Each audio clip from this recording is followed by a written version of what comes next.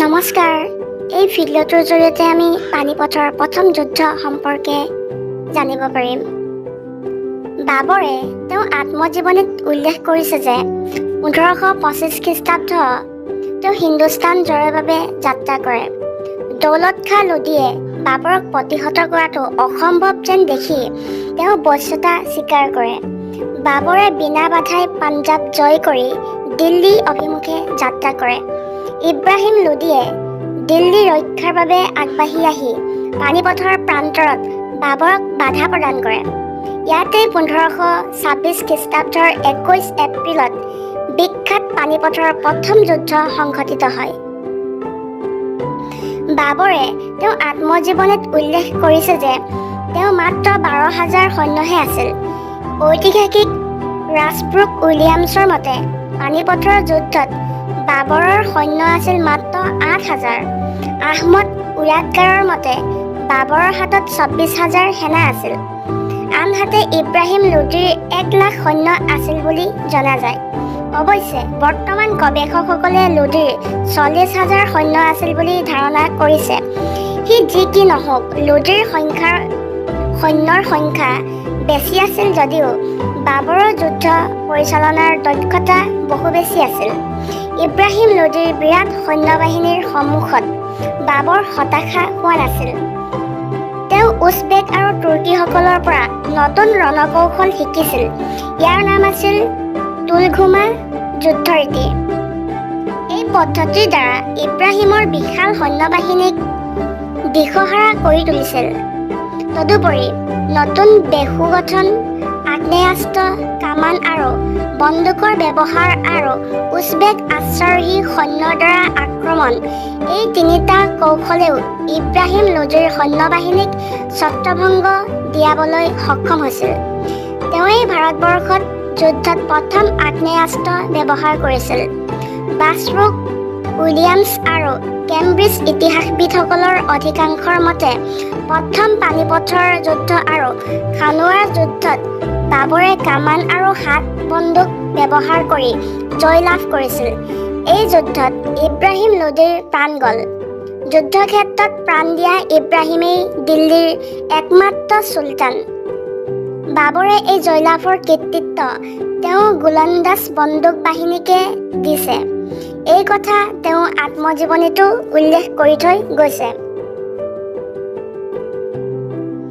পানিপথৰ প্ৰথম যুদ্ধ ভাৰতবৰ্ষৰ ইতিহাসৰ এক গুৰুত্বপূৰ্ণ যুদ্ধ আছিল। এই যুদ্ধৰ পিছত ভাৰতত মোগল সাম্ৰাজ্যৰ ভেটি বান্ধ খাইছিল আৰু শাসক গোষ্ঠীৰ পৰিৱৰ্তন হৈছিল। এই যুদ্ধত পৰাজয়ৰ ফলত আফগান শক্তি লুপ্ত হয়।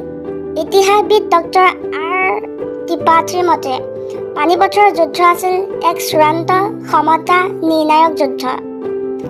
পানিপথৰ প্ৰথম যুদ্ধৰ পিছত ভাৰতত মোগল সাম্ৰাজ্য প্ৰতিষ্ঠা হৈছিল। এই মোগল সাম্ৰাজ্যৰ প্ৰতিষ্ঠা কৰিছিল বাবৰে। বাবৰে মোগল সাম্ৰাজ্য প্ৰতিষ্ঠা নকৰা হ'লে হয়তো ভাৰতত মোগল সাম্ৰাজ্য প্ৰতিষ্ঠাই নহ'লহেঁতেন। এই জয়লাভে দিল্লী আৰু আগ্ৰাৰ দ্বাৰা বাবৰৰ বাবে উন্মুক্ত কৰিলে। 1526 খ্ৰীষ্টাব্দ 27 এপ্ৰিল শুকুৰবাৰে দিল্লীৰ মছজিদত বাবৰৰ নামত খটুৱা পাঠ কৰা হ'ল। বাবৰে দিল্লী আৰু আগ্ৰা লুটপাট কৰি পোৱা ধন সম্পত্তিসমূহ তেওঁ নিজ সেনাপতি, আত্মীয় আৰু ধৰ্মগুৰুসকলৰ মাজত বিতৰণ কৰি দিলে। এইবাবে তেওঁ কালাঞ্জাৰ উপাধি লাভ কৰিলে। মুঠতে বাবৰৰ পানিপথৰ যুদ্ধত জয়লাভে ভাৰতত মোগল সাম্ৰাজ্যৰ ভেটি স্থাপন কৰিলে।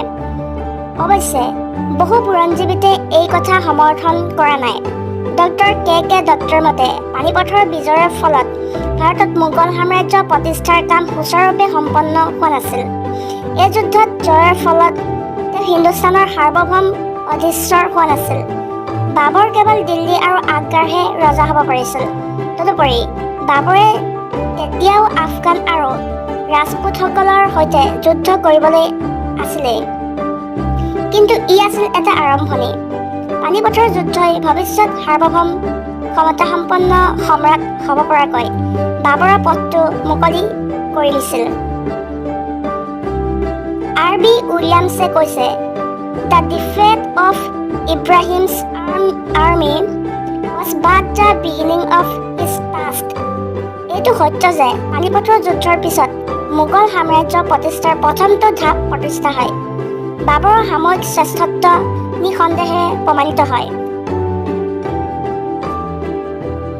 পানিপথৰ জয়লাভে বাবৰক দিল্লী আৰু আগ্ৰাৰ অধিপতি কৰিলে সঁচা, কিন্তু সমগ্ৰ ভাৰতবৰ্ষত বাদেই উত্তৰ ভাৰতৰ অধিপতিয়ে তেওঁ হোৱা নাছিল। পানিপথৰ যুদ্ধৰ পাছতে বাবৰৰ সন্মুখত কেইবাটাও সমস্যা দেখা দিলে। প্ৰথমতে উত্তৰ ভাৰতৰ বিভিন্ন ৰাজ্য আফগান চৰ্দাৰসকলে বাবৰক গ্ৰহণ কৰা নাছিল। ব্ৰাছবুক উইলিয়ামছে কৈছে যে Panipat set this foot on the path of empire building, and in this path the first great obstacle was the oppositions of the Afghan tribes. আনহাতে বাবৰৰ ৰাজ্য বিস্তাৰৰ অন্যতম প্ৰতিদ্বন্দ্বী হ'ল ৰাজপুতসকল। ৰাণা সিংহৰ নেতৃত্বত গঠিত ৰাজপুত শক্তিক পৰাস্ত কৰিব নোৱাৰিলে পানিপথৰ জয়ৰ কোনো মূল্য নাথাকিব। পানিপথৰ যুদ্ধৰ প্ৰত্যক্ষ ফল আছিল প্ৰধানত তিনিটা।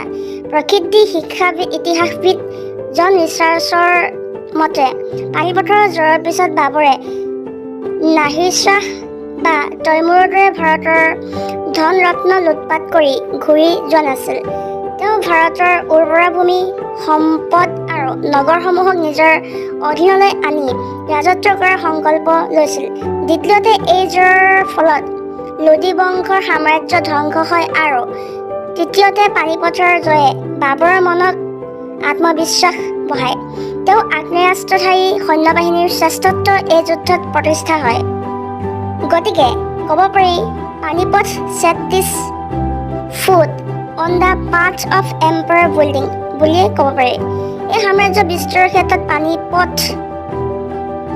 পানিপথৰ প্ৰথম প্ৰতিবন্ধকতা আছিল আফগানসকল। প্ৰথমে বাবৰে দোৱাব অঞ্চলৰ পূব, উত্তৰ আৰু দক্ষিণৰ আফগান অভিজাতবৰ্গক দমন কৰিবলৈ আগবাঢ়ি আছিল।